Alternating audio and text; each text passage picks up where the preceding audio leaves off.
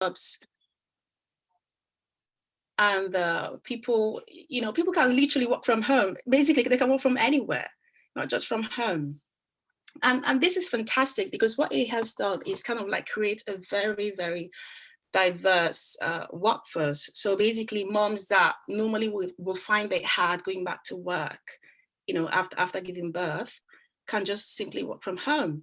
And then people with disability can work easily, and people with mental health as well, can work. And I think this is extremely fantastic and empowering. Now, here's the thing. Employers, what do they have to do now? They kind of like have to adapt. Why? Because talents that are looking for jobs are kind of like looking for a working environment that kind of like gives this kind of flexibility. And the reason why I say talents and not potential employees is because even the workforce is changing with COVID. So talents have a richer portfolio. They have a richer portfolio, and they're more independent minded. While employees kind of like are quite specific and tend to kind of like focus on one thing. So we talk about talent, and if employers want to attract more talent, what they have to do is kind of like offer something quite appealing and become the type of employers that these talents are kind of like looking for. And one way of doing it is to give perks. So for example, you can allow them to work from home, to choose to where to work from home and when to come to the office. And when it comes to travel, to give them more autonomy when it comes to managing their business travel. Now, a lot of travel startups started trading before COVID. And what they did was kind of like made the transition between this old way of working to a new way of working, let's say, easier. And some of them have created like fantastic platforms that allow travelers to kind of like be at the center of the business trip and also have, be more involved in the decision making of the business trip. And I think that's fantastic. Now, the problem is that no matter how much these companies claim to be giving these talents autonomy, we at Sprintrip, we think that they are fast becoming outdated. Why? Well, first of all, people can work from anywhere, like I said before. And secondly, the workforce is changing deeply. So we're talking more about talents rather than employees. For example, the second thing that candidates look for when they're applying for jobs after looking at the salary is the perks that the company offers. So it's when businesses want to attract the best talents and retain their employees, they have to really carefully think about these perks, especially the travel perks, because people are more and more appreciating travel in a very different way. And it's all about mental health as well now. People don't just want to travel, 2 weeks in a whole year. They want to travel as often as they can and as regular as possible because of their mental health. At the end of the day, it's all about mental health. And it's all about, people now believe that they have choices. I don't have to work for a company where I feel so stressed and unappreciated. And if I must work for someone rather than working for myself, then I want to feel at ease. I want to feel appreciated, and I want to take care of my mental health. So what businesses could do when it comes to business travel, Bleisure programs, is kind of give this new demographic of travelers the opportunity to kind of choose, to kind of have more say in the business travel management, in the business trip. Because normally we just have this business manager that organizes everything and tells you which hotel to go to, blah, blah, blah. Well, what if you want to kind of like extend your stay and go there with your family? And maybe they have chosen a hotel that you can't even afford, you know, if you were to pay for the leisure part of that trip. So here's the thing. That's why this conversation between travel managers, the employer, and the traveler is very important. That's where Bleisure comes into play. And also that's where you have to kind of like negotiate a lot with the, you know, with all these hoteliers to kind of like find the balance and you know, give the best possible option to your talents. So yeah, this is what I have to say for now. Thank you. Hey guys, please, if you have any questions or any comments, put them in the chat box so that we can attend to them, you know, during the conversations. So, Yvonne, I want a question is, some people would say that combining business and leisure would affect the objectives of a business. I don't know if you have any response to that, if it affect it positively. So for me, I feel that as long as there is there's a company policy, every company has a policy, and as long as there's a written or spoken work ethic or policy that has been decided between the employee and the employer, I don't think that Blesure would have business negatively. Because while you're thinking that, while the owner of the business is thinking that, oh, won't this person just leave my job and just go about enjoying and flexing and just having a good time? Well, there would have been some form of a agreement between the employee and the employer, some deadline for work. Obviously, you cannot just travel for work purpose and then not be thinking about work. You will need to put that as an individual, you need to put that into consideration first. So there is no how it will affect the business negatively if those things have been implemented or put in place. Structures are there. There's a policy that must be followed through between the employee and the employer.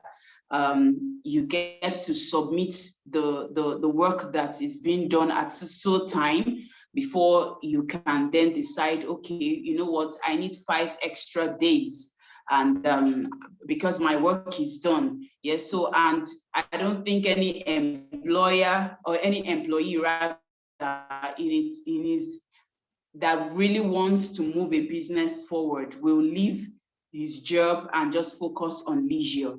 So it has to be balanced. There has to be a balance, and those companies who are already involved in the Blesure program already have these policies already stated down, and the workers already agree to these things. So it's a win-win situation for either the employee or the employer. So at the end of the day, both parties are benefiting.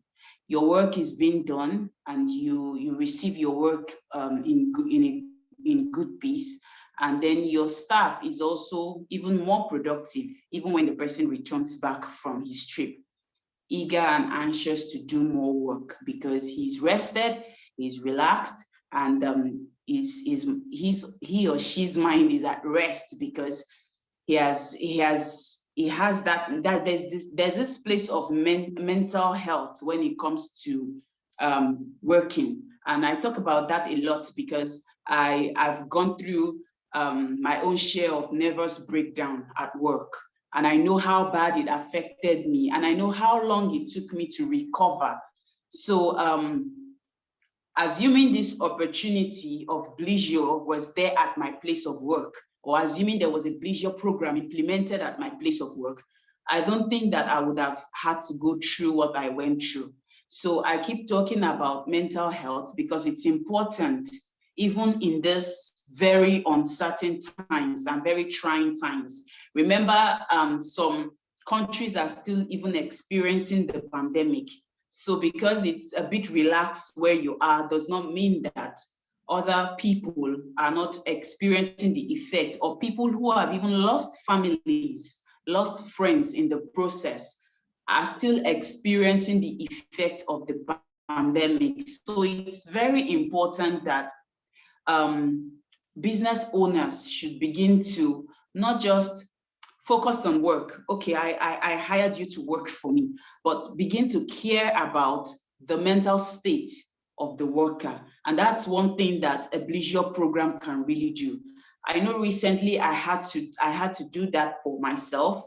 I run my own business now, but I had to take a break and say, okay, I'm going for work purpose, but I'm also going to ensure that I take out extra days to just tour around, relax, even visit places that I didn't even know I was going to visit. And I had a great time. And when I came back, I was more relaxed, I was more refreshed, and I was extra productive to do other work. So there might be negative effect only if there is no concrete plan or agreement between an employee and an employer. But if there is, I think it's a win-win situation. Thank you very much for that extensive answer. Oluchi, I pretty much have the same question for you, but in the sense of, considering you've worked with so many companies, I would like to know if you've gotten any feedback from them on how productivity increased or how people's interest increased after they went through your Blesure programs. Well, productivity does increase, definitely. And not just productivity. So it's loyalty. It's all about loyalty. And that's what employers are looking for, because we are in an era where what is it called? Working for ourselves is the new trend. So becoming an entrepreneur is what everybody wants, but we don't realize that we actually still need people to work for us. Yes. I mainly work for micro, small, and medium businesses. So a lot of solopreneurs, people that have their own companies and people that are still doing everything on their own, come, for me because they can't, for instance, they can't afford a full travel manager at this point in time. And they need someone that does that for them at a very affordable price. So that's where we come in.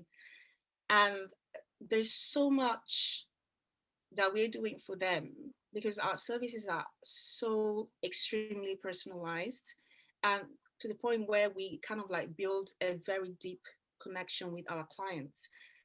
And I'm not going to boast about it, but all our clients tend to come back to us to book again, not just because of our competitive rates, but just because of the fact that we kind of like look after their mental health. And because we really do care about them. Like when you look at a business, you're just seeing a business, but we kind of like want to look past that and kind of like understand the individual. We're a very customer centric company. So that's why for us, this transition between employee to talent is so important. We just can't overlook that at all. It does increase the productivity. Absolutely. Blesure does increase productivity because the way we work now is just so different. We don't want to work the way our parents and grandparents used to work, especially with all this new technology like metaverse. It's just, I'm already thinking how crazy travel is going to be in the next 10 years time. And it's scary and exciting at the same time. But productivity does increase. And it's just, the thing is that, look, I just need to get the job done, right? So why do I need to come in the office when I can actually walk in Maldives? Sorry, I know I'm exaggerating now, but literally, this is the mentality of Generation Z. Do you see what I mean? You know, like I can just, all I need to do is just get the job done. As long as I'm getting the job done, that's fine. I can work from anywhere, really. So it does increase productivity. It does increase teamwork. It might sound silly because like, oh my God, how does it increase that if you're working all apart? It doesn't really matter. I think people nowadays are just able to kind of like connect in this different level that our parents were not able to connect. And it's something that I can't really explain right now. I think everyone kind of like needs to be in that position that they are kind of like realizing it on their own. But no, definitely it does increase productivity. Okay. Another question to you. What factors do you think organizations should consider when they're choosing the perfect leisure programs for their businesses?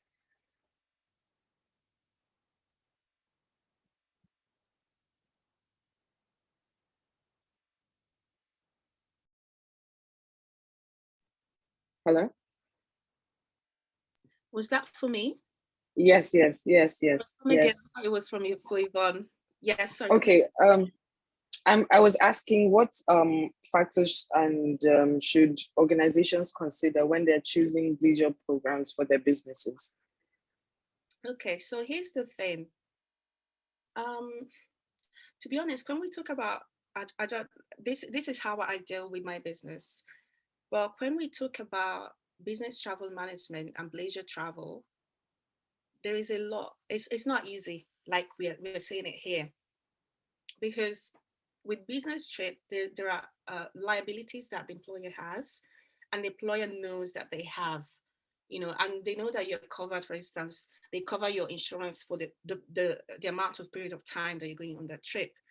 Now, when leisure comes in, and you kind of like decide to go for a platform like Sprintrip because you, as a talent, you want to extend your trip into making it a leisure trip as well for like another 3 to 4 days. Now you've got to realize that the liability that your company, the business that has employed you has, ends where your business trip ends. Do you see what I mean? So this is an issue. A lot of businesses and talents kind of like need to realize. So you also have to obviously realize, well, who's paying what? How much am I paying? How does the payment work?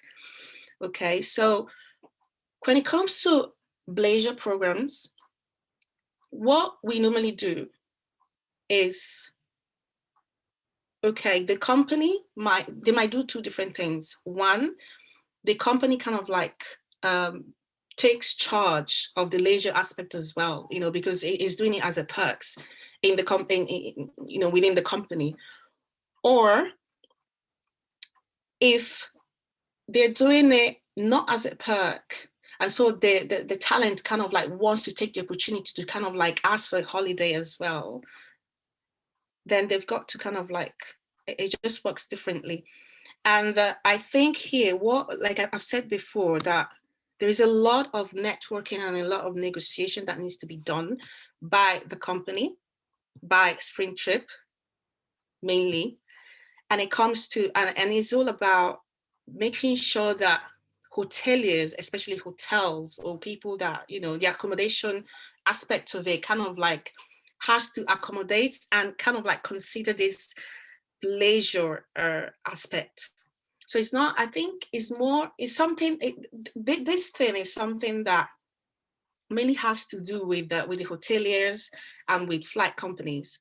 So service providers, not really the company itself.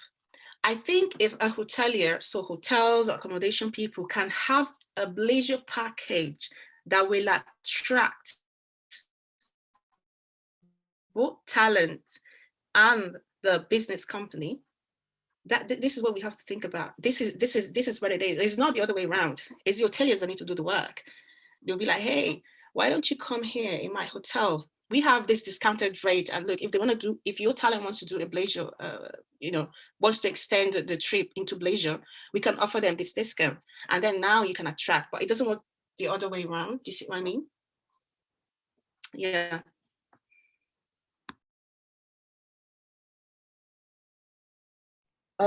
Yvonne, do you have anything to chip into that answer? Okay. To add on to what she has said, yeah.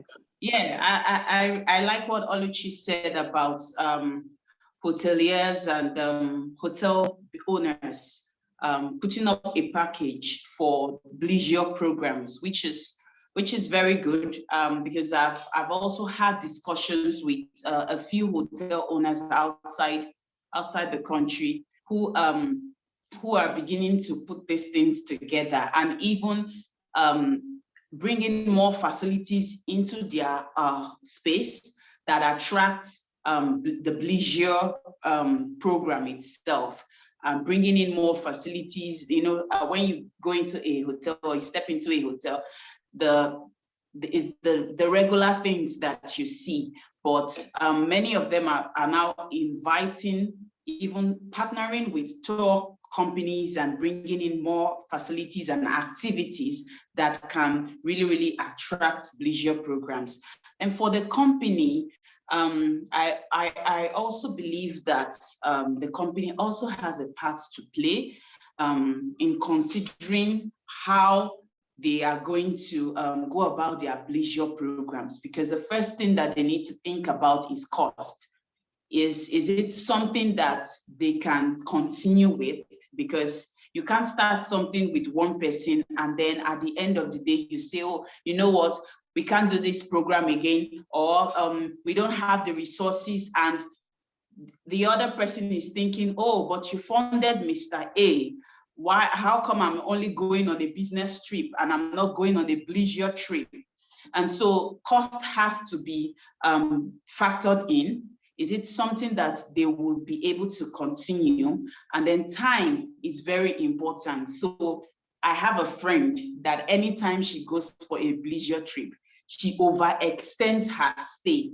And it cost her a lot in her place of work, and she was sacked recently. So the time factor is also very important. The timing has to be discussed. Yes, if you're going on a 5-day trip, okay, maybe the work, you use 3 days for work and you use an extra 2 days for leisure. It has to be factored in. And that's why I said at the beginning that most of these companies do not even have a policy in place for Bleisure programs. That's the first place to start from. When these things are in place, and then the employee rather knows what he or she should do and not do, it will make the whole process very easy. So cost is the one of the factors that I see so many people start something today and they are unable to continue because they didn't put those things into consideration. And time is also important, because you can't say, oh, since it's a Bleisure program, maybe I finish my work, I'm done with my work, and then I can enjoy myself and just be there till I feel satisfied and I feel okay. So timing has to be considered also. So for me, these are the two factors I think from the organization side needs to be put into consideration. Okay, thank you so much for that. I think this will sort of tie into my next question, which is risk factors that should be considered. Yvonne, do you think that there are any risk factors that are specific to Nigeria/Africa that companies and hoteliers should consider when putting together their packages for companies? Okay, I would use environmental factor because, and I'll use the pandemic as an example. We know that some countries are still experiencing the heat of the pandemic beyond what we see or what we hear on the news. There are some things that are not being documented. There are some things that we don't even hear about. And then we know that some countries are very prone to natural disaster and different calamities. Some countries are also termed as war zones. So for me, companies should be very careful, or businesses should be very careful where they send their employees to. They should put these things into consideration, because You can't say because you're going to do a business, or you're sending your worker on a business trip, and then you put your worker's life at stake. So one of the only risk factor I can think of right now is considering places where countries where there's such high casualty or calamity. And because we are talking about a post-pandemic era, I know that some countries are still very much in the heat of the pandemic. So companies might want to cool off on some particular destinations till at least things have eased down a bit. And I will still share this example because I work with so many individuals and corporations. A friend of mine was sent to, I won't mention the country, and that was early this year. Yes, early this year. She was sent to work, and she was uncomfortable because she was always scared that she would contact the virus and she wouldn't come back intact. And you know that kind of feeling that you left your country in one piece, and then you're having this feeling that you might not return as a normal person, or you might return sick, feeling sick and all. And she had to call her boss, and she told her boss, please, I cannot continue this job. Yes, the clients have agreed to see us, but the environment I am, there is so much calamity going on around me, and I can sense that it's too toxic for me to work. And they had to send her back home. So this is one of the things that people should, or business owners have to consider. And I'll just let Oluchi share her own perspective on this. Well, I think I've kind of like touched on that earlier on, and in the UK or in the westernized world, it's more about the money. So the risk involved, like you were saying before, is just the money, who's paying what, how are they going to get, how are they going to pay, how much are they going to spend, the amount of time, etc., etc., etc. So most of the companies we work for definitely have a policy in place. And if they don't, we kind of like try to make one with them, because we don't want to kind of end up in a situation of chaos. Let's put it that way. And another thing is about, like I said before, liability. It's just, this is just so important. I mean, you can't just when it comes to, when you're mixing business and pleasure, it's not that easy. And we really, really need to make things clear. Now, it's very serious. Like you need like an actual, you almost need like an actual section in your work environment to kind of like make this for you. And that's where we kind of like want to come in and help and make a new policy entirely if you absolutely need to. So we normally don't have clients that send their talents or employees to places that are dangerous for their life. But the thing that our talents, because they're so autonomous, what they want is kind of like be able to kind of like afford that type of lifestyle, you know, because some of the hotels that our businesses choose are something like, you know, could be like $300 pounds per night, and that's quite expensive. So again, that's where it comes to play, you know, what's happening when it comes to prices and how much reduction would they get, you know. So maybe the perk program and the Blesure program comes into play here, where businesses and hoteliers are working together to kind of like determine the amount of percentage discount that their employees get. You know, so the only risk I would say is not planning things ahead and not defining lines. That's what I would say. So I would like to ask you, what do you think the future of the bleisure industry is, especially in the wake of the post-COVID period, and how do you think organizations should start adapting to it? Like from the little things that they should do to sort of, give their staff incentive, and all those little things that they can do to make people feel better and comfortable.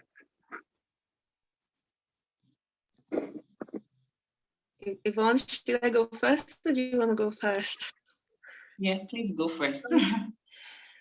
To be honest with you, Tami, I think Blesure is the way. I think Blesure is the way just because I don't see employees. I see employees evolving.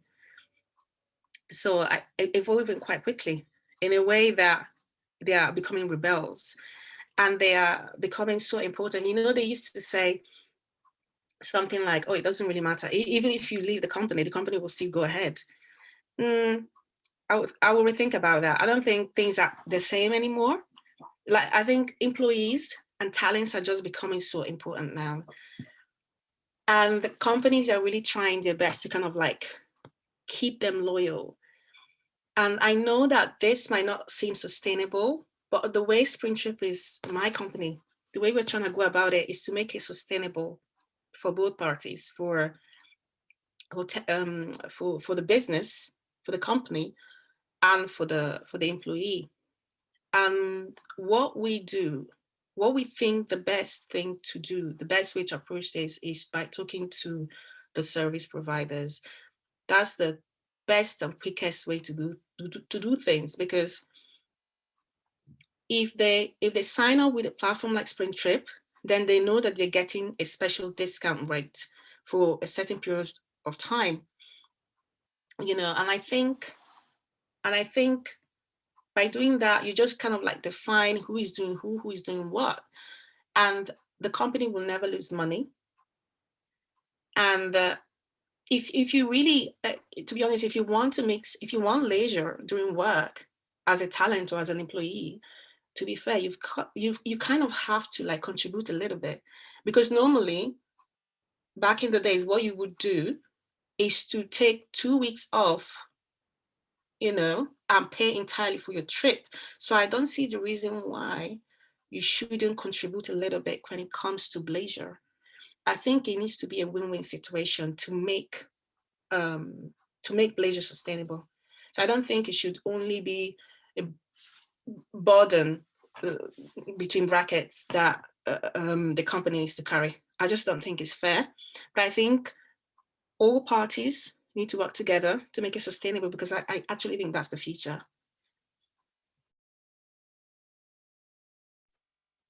Thank you.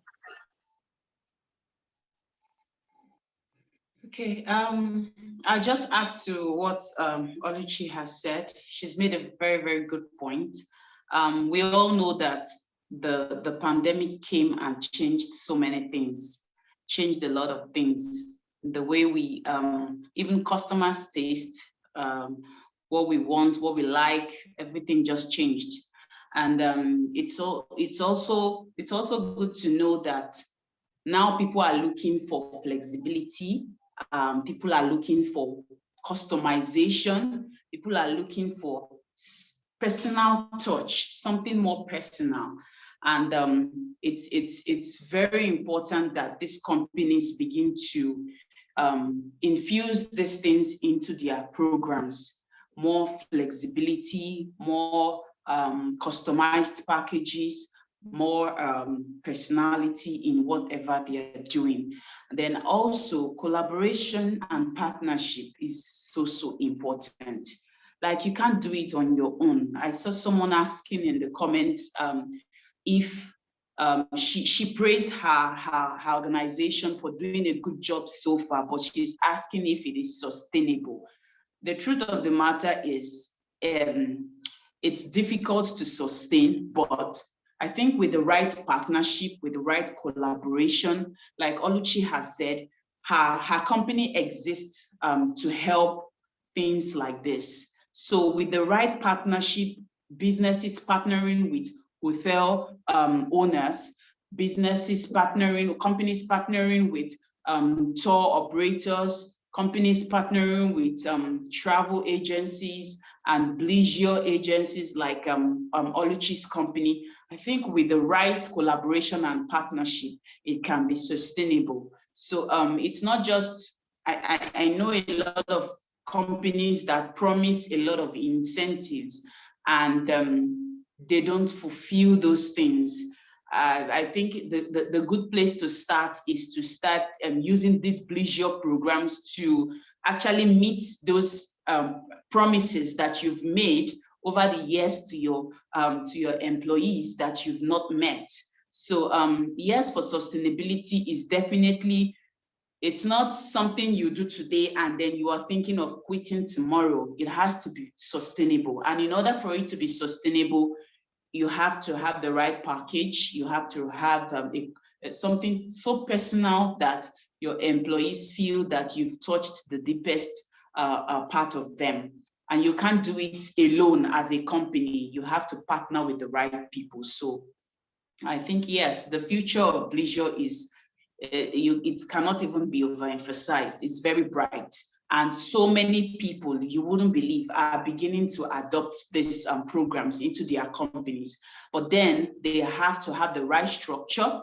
They have to collaborate with the right people and partner with the right people to see that these programs are sustainable for them. Okay, going off of that, I just want to ask you if you have any ideas. You know, we have employers and employees and all that with us today. So I wanted to ask if you have any ideas, especially for Nigeria, Ghana, that activities basically that companies can use to, you know, join to their business/leisure programs. Oh, okay. Well, I lived in Ghana for 4 years, and in my 4 years of staying in Ghana, I toured a lot. I'm a travel person, even though I'm in a hospitality, but I love to travel a lot because then we are intertwined, right? So, yeah, Ghana has a lot of opportunities. Ghana has a lot of resorts, a lot of relaxation sites and attraction sites, and so does Nigeria too. I recently, my organization, Women in Hospitality Nigeria, just finished a program which we called leveraging local tourism growth for hospitality and tourism in Nigeria. And it was so beautiful to see that we have so many untapped potential. So there's a lot of things. We watched a documentary that showed almost all the attraction sites that Nigeria has, and I was like, what? So we are this blessed. So you just have to just look for the right tour operator or tour guide, and then you can never be lost. We have so many attraction centers, so many attraction points and activities for people to leverage on from state to state. Even it's so beautiful to even see that many states in Nigeria are beginning to embrace tourism as they are not waiting for the federal government again. They are now working as a state government to embrace tourism. Lagos State, for one, Akwa Ibom is another state that has been doing a lot. They are currently doing something, preparing for Christmas in Akwa Ibom. So these are things that you can't be thinking of what to do. There's just so much opportunity, but you need to have the right contacts. Of course, you need to have the right information, and if you don't have that on the palm of your hands, you can always contact any tour operator or tourist or planner to guide you on that. So there are many opportunities for Bleisure programs. Okay, Oluchi, would you like to chip in a little bit, but from the UK and America's, aspect of it, activities that businesses can consider for the business leisure setting? Yeah, no, absolutely. So we work a lot with influencers. They're actually the people that we enjoy working most with.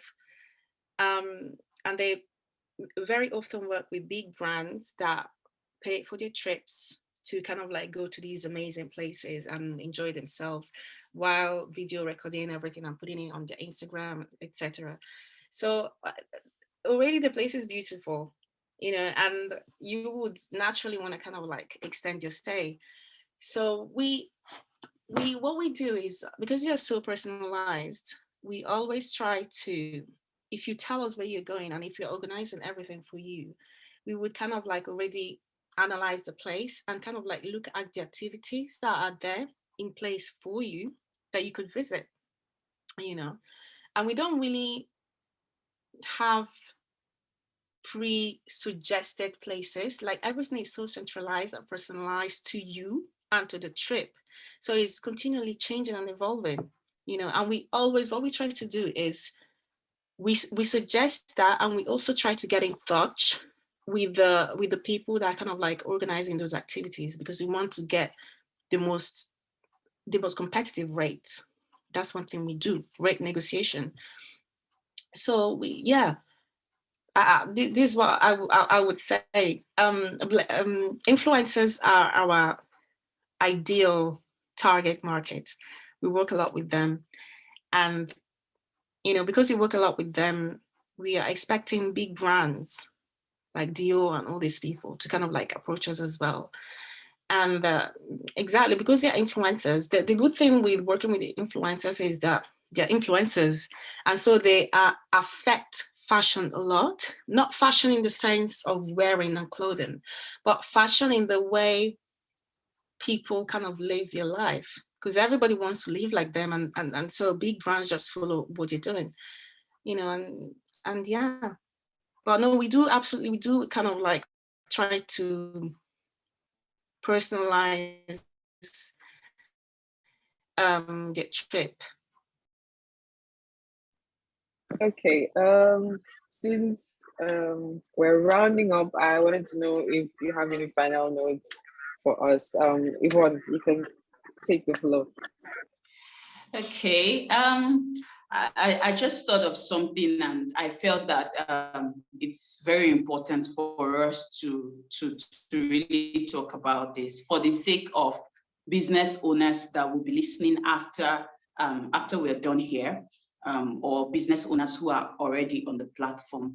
The truth of the matter is that Bleisure programs will definitely decrease the rate of medical attention you give to your employees. I keep saying this because I've had a personal experience. So people work, because of where I am. I'm in Lagos, Nigeria, and everyone knows that Lagos itself is a very toxic environment, which we are trying our best to adjust to. And we know how people leave their homes very early in the morning, come back very late at night, still expected to wake up early in the morning, and it keeps going on and on and on. And I've had so many people around me who have fallen sick, who have broken down, some have even died at work. Yeah, some have died at work. So we are not just talking about Bleisure just so that your staff can go have fun and enjoy. We are talking about Bleisure because it can increase the overall productivity of your worker. And trust me, if health is not an issue with your staff, then you are blessed, because they will be able to give 100% to your work. But if your staff is struggling with their health because of the pressure of the work, they won't give their best. I've been in that situation before, where I just had to write my resignation letter and say, you know what, since you guys won't do anything about this thing, I am going to take care of myself by myself. So Bleisure programs are not just, oh, they just want us to be spending money and be pampering our workers. Well, if you have to pamper them, please do, in order to keep them.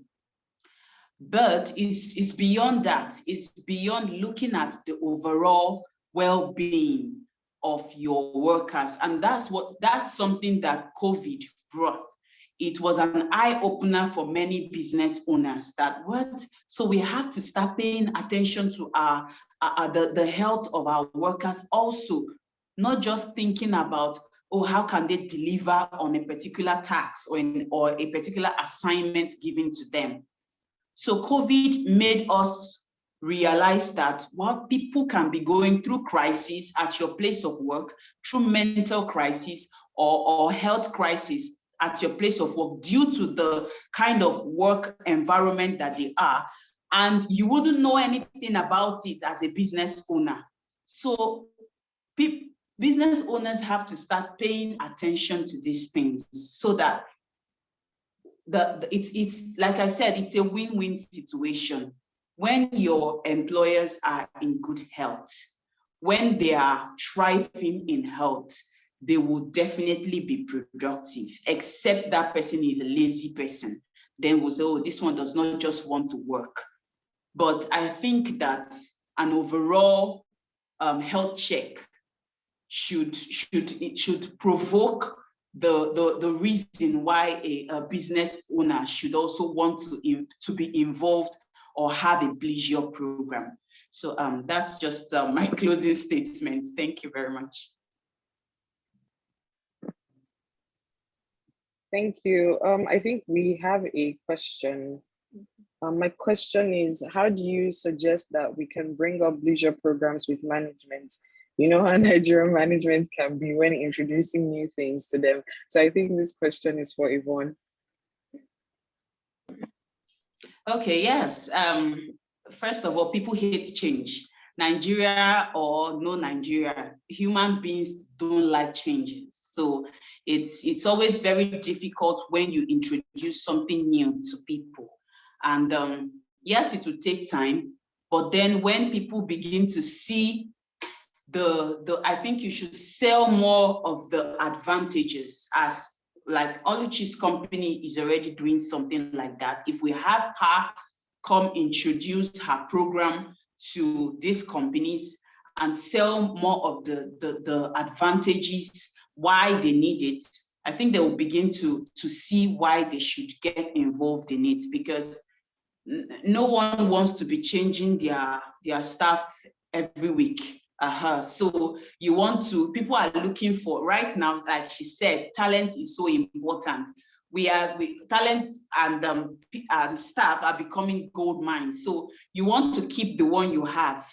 You don't want to make them run away because you are on, or you don't want change. So I think we should start selling more of the advantages to them. And people also like action. They don't really. Some people will say, show me, I don't want too much talk, just show me how these things work. So there should be case studies. You should have case studies. You should have even clients that have been through your program before, that you can, you know what, I have a client that went through this program. This is a testimonial from this client. People also like to hear testimonials from people who have used your packages before. So I'm saying this is not my field, but I'm saying this for people who are in Oluchi's field, and people who would want to introduce these packages to other businesses. We have to sell more of the advantages to them, okay? And we just see how it goes from there, because it's gonna be tough convincing, like he said, the Nigerian management, a Nigerian business owner will first of all be thinking about cost. What? How much is this going to cost me?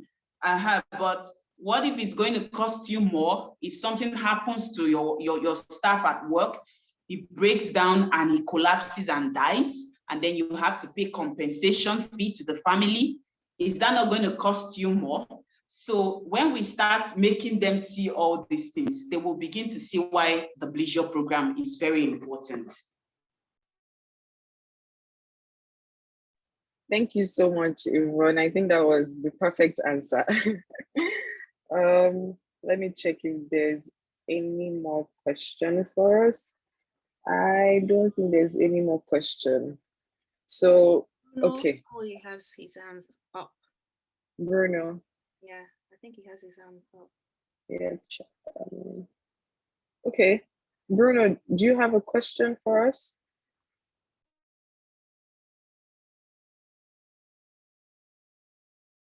Yes, I have a question. So I wanted to ask here, can organizations do Bleisure programs in like locally? What I mean is that if we don't have money to go abroad or go somewhere else, can we do it like Oshun, Oshogbo, and all those places?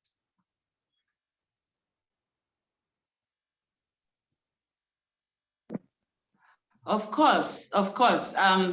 For me, for the past 6 months, my team and I have been selling local tourism. We like I said earlier, we just ended an event that attracted some state governors into the event to let them know that you don't have to travel to Dubai or to Egypt or to the Maldives, like someone mentioned in the comment section, before you can enjoy your leisure or go into a leisure program. We have so many opportunities, and I'm speaking as a Nigerian living in Nigeria. We have so many attraction sites in Nigeria that people have not even harnessed at all. So I think it's the right time for tour operators and other tour organizations and bodies to begin to sell local tourism to these business owners, because you can expect someone who is still recovering from the pandemic, whose revenue is still shaky, to say, okay, you know what, 5 staff, you are going to Dubai for work trip and also leisure. They might not be able to afford it. But of course, if you have something that you need to do there, like you have a client that you've gotten a contract from a client that you already have, there's a purpose for you to go there, fine. But if it is just for in-house, and I think he's asking based on retreats or team building, team bonding activities. I think that can be done locally. You don't have to go that far to be able to enjoy the leisure activities. You can even take your work to, like Oluchi said, we now work remotely. You can take your laptops, travel to any state, and do your work. After you're done with your work, explore the opportunities in that particular state and go back to work. So you don't have to start thinking about, especially if you are a business owner here and you're already thinking about how am I going to take my staff to Dubai like this because of Blesure program. Please start from where you are and just see what you can do to, it's all about the experience. It's not really the location. So just start from where you are, use what you have. Yeah, I wanted to kind of add something to what Yvonne has already said. So Bruno, because I think you perhaps might be thinking that leisure travel is about taking your staff on holiday. But Blesure is far from that. It's actually the opposite of that. So Blesure only happens when you actually have a business trip. So you have a business trip and you would like, you just want your staff to kind of like enjoy, stay an extra couple of days to kind of like enjoy yourself. So if you don't have any business abroad and your business is in Ogun State, then why would you go abroad? Then your business is in Ogun State. Do you see what I mean? So no, it has nothing to do with the location. It just has to do with where the business is. Because the whole point of Blesure is that you're going on a business trip to win an award, to win a contract or something. So you're going there to make money, and then hopefully the money that you're spending is actually worth it. Do you see what I mean? So you're not going there to just spend money on for nothing. You know, it has to be a win-win situation. I just wanted to kind of like specify this so you don't get confused. Thank you for that.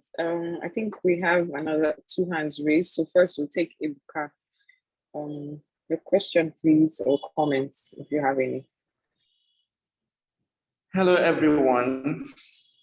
I wanted to ask, according to what Yvonne said, costing is a major issue.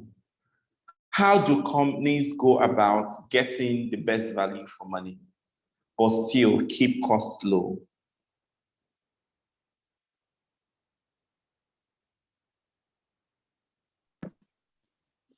Okay, so I think Oluchi will be in a better position to answer that because, like I said, I'm a hospitality advisor, and this is her business actually. This is what she does for companies.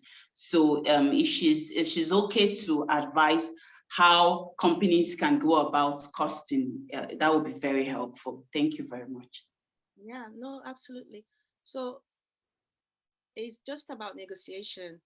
So let's say, for instance, if the public rate of a hotel in Ogun State, for instance, is $100 a night, for example, and you're a business and you contact Sprintrip, and then Sprintrip goes to this, you know, kind of analyzes where you want to go and finds this amazing hotel, which is great for business, but potentially also for leisure, and kind of like contacts them and tells them, listen, I have a business company. I have a company that is coming to start at your hotel with, 10 employees. And they are going to be spending at least 7 days. And they're going to be doing this quite regularly over the years a night. We will be giving you, $70 a night instead.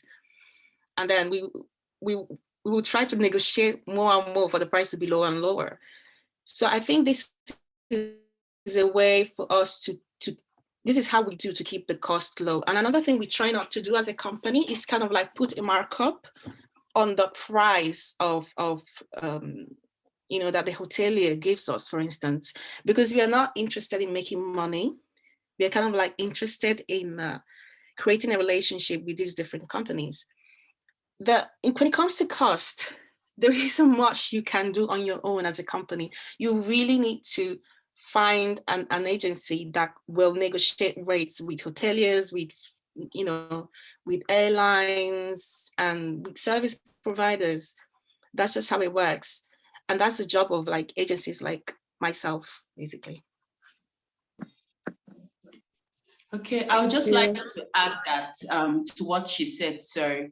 That's why it's partnership and collaboration is very good. So if you're a business owner seeking to venture into the Blesure programs for your staff, please look out for partnership opportunities. It will really help you a lot.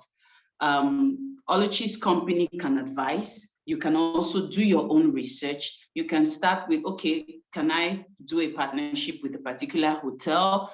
Maybe you have a contract, or you want to get a contract in a particular location, and then you look for a particular hotel there. You reach out to them and you talk to them that, okay, my staff is going to be coming here regularly, maybe every quarter. What discounts can you offer? And so you factor all those things in so that you're not bearing all the whole cost as an organization. Trust me, when you reach out to these individuals or to these businesses, they'll be willing to partner with you. They'll be willing to collaborate with you because it's a win-win for them. Thank you for that. I think we have one more person with raised hands. I think that was Nancy. Hi, Nancy. Do you have a question or comment? So we can take that and then round up. Hello. Hi everyone. Hi. Okay, yeah. So I have a question.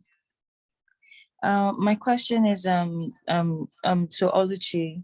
Hi Oluchi, you've been really insightful. So I wanted to ask, what are some of the policies that organizations can put in place for Blesure programs? Okay, so I'll just mention one or two. So for instance, the fact that employees, when choosing a flight, they cannot choose a first class, for example. So you've got, or when it comes to hotels, they cannot choose a 5-star hotel. You know, they have to stoop to between 3 and 4, and that you have a budget. So there's no company or no solopreneur that doesn't have a budget. We work with budget, and we really try to make sure that we always work within your budget.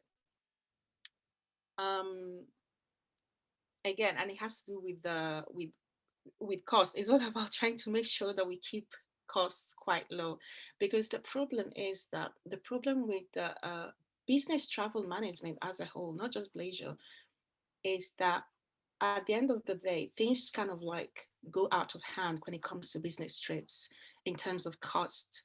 And that's where businesses suffer a lot, you know, and that's why they're trying to get like more automated new travel tech startups like myself and so many others to kind of like be involved. So it's just easier to manage the travel, and the traveler is more kind of like at the center of the business trip, so they can take part in the decision making, but at the same time, everything has to be approved by a manager quite quickly. So, and then obviously the thing with travel is that there's always something goes wrong all the time. So sometimes flights get canceled, people miss their flights, you know, like there's always trouble when it comes to a business trip. It's just a matter of when. But when it comes to business trip, there will always be trouble. And again, thinking about, you have to already have set up policies in place on how to deal with these things when these things happen. And the best thing is to kind of like, when it comes to like, for example, flights, you have to deal with the companies that kind of like are able to give you a refund quite quickly, and not give you a refund on your canceled flight in like after 60 days. You know, most companies, yes, they do have, you know, a good amount of money, but just imagine a solopreneur, someone that is just starting their business, and they've just paid like £3,000 for their flight, and for some reason that got cancelled. They need to absolutely book another one like in a few hours, and they have to wait for 15 days before they get their refund. That's just not acceptable. So again, it's all about finding the right partners, having backups, you know, at the behind you, lots of backups, not just one backup, lots of backups, because you never know. So yeah, well, there are so many policies. It depends on what you are into as a business or as an entrepreneur.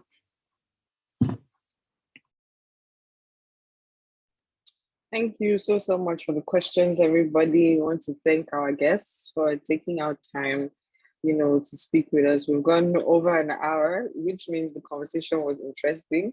And we had so many questions, which means people were listening and they were engaged. Kardinal is a company that pretty much handles your travel, your entire travel process. So from the time you book your tickets to logistics, the flights, you know, and arrival and everything in between.